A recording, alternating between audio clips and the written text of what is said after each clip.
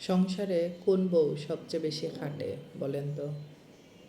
জানি সবাই বলতে পারবেন, যে স্বামীর ইনকাম নেই কিংবা যে স্বামী সংসারে কন্ট্রিবিউশন করে না, ওই স্ত্রী সংসারে খুব বেশি খাটে।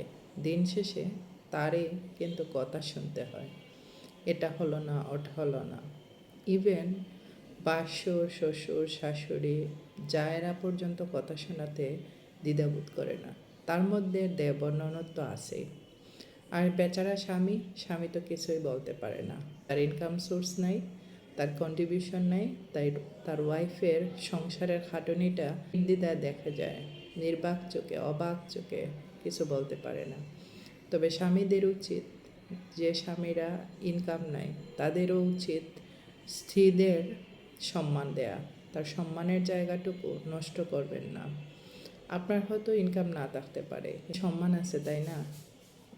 আপনার স্ত্রীকে সংসারে সম্মানিত করতে হলে আপনিই পারবেন উঠে দাঁড়াতে। উঠে দাঁড়িয়ে আপনার স্ত্রীর সম্মান বজায় রাখুন।